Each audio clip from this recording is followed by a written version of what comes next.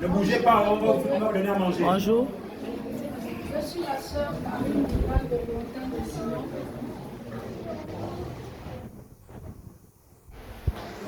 Je suis la sœur Karine Duval de Montagne de Sion. Je me rappelle pas trop le moment où ça s'est passé, mais au jour d'aujourd'hui, j'ai une fille de 21 ans. Je n'ai plus jamais eu un retard. Et il y a un dimanche, nous sommes arrivés ici après le culte. On était assises derrière avec la sœur Ida. Je crois que maman revenait de l'église de Dour là-bas. Et lorsqu'elle est arrivée, elle nous a vus, nous étions assises derrière, elle a dit, on l'a vu, on a dit bonjour maman.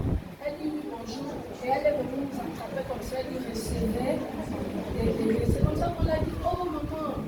Non, et la sœur, il a dit, nous on préfère d'abord que toi tu puisses accoucher avant la blessure. Elle dit, donc vous refusez la bénédiction, vous voulez pas, donc je la retire. C'est comme ça qu'on a dit, non maman c'est bon, on accepte. Et on a terminé, nous sommes rentrés. Après cela, un mois après, j'ai souvent les proclamations. Donc quand je suis au travail, à la pause, j'ai toujours les proclamations. Je suis toujours en train de proclamer. Et j'ai eu un léger sommeil. Quand j'ai eu le léger sommeil, je vois un homme qui me pose la main sur le ventre. Je dis, enlève ta main parce que j'ai mal au ventre, tu me fais mal, enlève la main. Il dit, non, je n'enlève pas, je vois que tu es enceinte. Je lui ai dit, mais je ne peux pas être enceinte puisque chaque mois je vois mes menstrues. Il dit, si tu es enceinte, c'est comme ça qu'il va me dire, c'est une fille. Après, il dit, non, c'est un garçon. Mais enlève la grossesse là parce que l'enfant est malade. C'est comme ça que je dis, mais non, je ne peux pas enlever une grossesse d'abord parce que je ne vois pas enceinte ici. C'est comme ça que je suis sortie. J'ai crié. Et après ça, il y a mon oncle qui me cherchait, disant qu'il a fait un sur moi, que j'étais enceinte, mais que je ne dois pas enlever cette grossesse, sinon je peux mourir. C'est comme ça que j'ai raconté à mon oncle, bref, là. C'est comme ça qu'il dit, mais n'enlève pas. Et tout le temps, maintenant, c'était, après je me suis facturé le pied. Et tout le temps, c'était les pleurs. Et un jour, j'appelais Pasteur Rose. Je l'ai expliqué ça, c'est comme ça qu'elle a dit. Et il faut venir à l'église, tu vas voir maman. Comme ça, vous allez faire le travail. J'ai bloqué la première. Et comme j'avais encore les pieds cassés, je prenais. Après là, je suis arrivée, j'ai dit à maman, maman fait une sur je suis rentrée à la maison, mais je constate que j'ai toujours les douleurs, les saignements. C'est comme ça que je vais à l'hôpital faire l'écho. Quand je vais faire l'écho, on me dit effectivement tu es enceinte, mais j'ai dit pas enceinte, ah ok d'accord, je suis retournée, mais je continue à saigner. Je repars à l'hôpital. Et mais c'est quoi ça? Avec le même gynéco, je refais l'écho, il me dit, il ne voit plus. J'ai dit, mais comment tu ne vois plus? Bon, j'ai changé d'emploi. Et quand je change d'emploi, c'est là-bas où on va me dire que tu n'as aucun problème. C'est que tu es en train de voir là, ce sont les saignements comme ça. L'enfant est en paix. Attends, je vais te montrer comment il est. Il a pris une position, tu as vu comment il est très à l'aise, il n'a aucun problème. Donc, tout ce qui est en train de se passer sont les ménages certainement de l'ennemi. Mais il n'y a rien d'enfant qui n'a aucun problème. Mais il n'y a rien d'enfant n'a aucun problème. Je dis, ah, ok, merci, mais c'est qu'elle s'explique. Quand je vois, c'est un garçon, mais comme il a fait passer le consentant entre ses pieds, je ne suis pas vraiment sûre, mais ça doit être un garçon. Ok, donc j'ai commencé à aller faire des visites à la commune à manger. Et là-bas, quand j'ai raconté, l'infirmière m'a dit, je le passage, elle m'a dit, je ne peux pas te traiter seul, il faudrait que je t'envoie à un endroit là où ils sont équipés. C'est comme ça qu'on m'a envoyé à Auvergne, CHU d'Auvergne. Et là-bas, je me rencontrais un gynécologue, un professeur.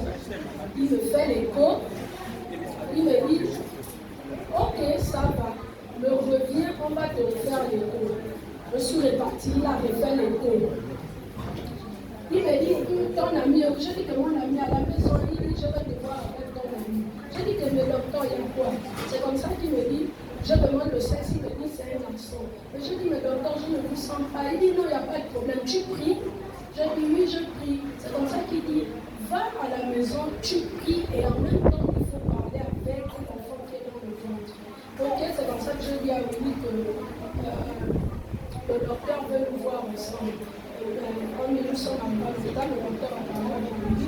On doit devoir intervenir sur cette grossesse. Non seulement elle a 6 mois, mais ça n'évolue pas. Au lieu d'évoluer, ça baisse et le placenta est vraiment calcifié. C'est le terme qu'ils ont employé.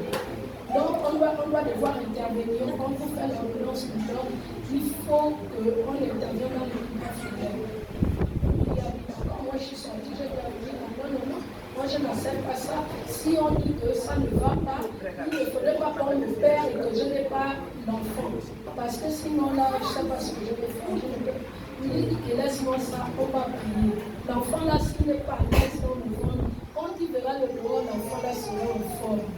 J'ai dit d'accord, nous sommes à la République, ce sont les prières qu'on faisait, les proclamations là, on priait avec on priait. Et c'est comme ça que le 13 octobre, on a fini avec les médicaments du docteur. Lorsqu'on va appeler au docteur, il dit, toi tu ne pars plus, tu dois être hospitalisé, on va te prier. Le 14 octobre, je crois à partir de 12 heures, il est venu, il m'a cherché, il a dit, toi, prêtez-moi la patiente, là, il doit aller au banc.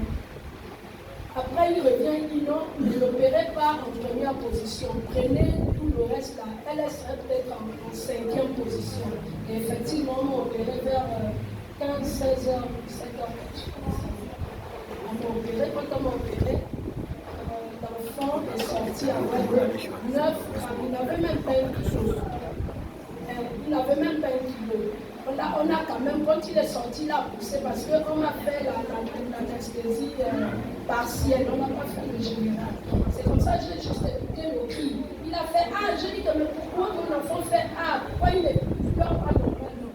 C'est comme ça qu'ils ont dit non, ne panique pas, ils ont pris l'alcool, ils l'ont mis, il a poussé quelques cris, ils l'ont amené à néonat.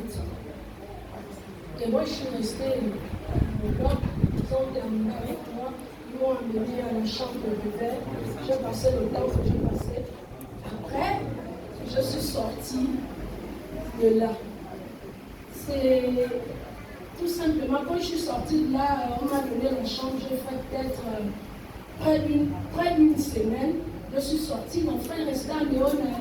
Nous, on faisait juste les films. Et quand moi, je devais me faire traiter, puisqu'on m'a opéré, je devais me faire traiter pour cet instant, on faisait juste le tour. Et après, l'enfant est sorti, on a commencé à traiter l'enfant, il fallait qu'il soit au chaud. On a pu faire jusqu'à ce que ça va. Il rejoue le janvier, hier on était à l'hôpital, il a pris 5,7 kg. Ça va, moi un peu, et que tout a commencé ici, je viens de rendre gloire, grâce à Dieu. C'est un Dieu qui n'échoue pas.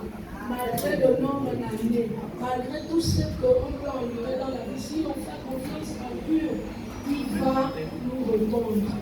Et puis, chaque chose a son temps. Il ne faudrait pas qu'on se dise que parce qu'on a besoin de quelque chose tout de suite qu'on a demandé à Dieu, que forcément il va répondre de suite. Moi, j'ai dû attendre 21 ans après.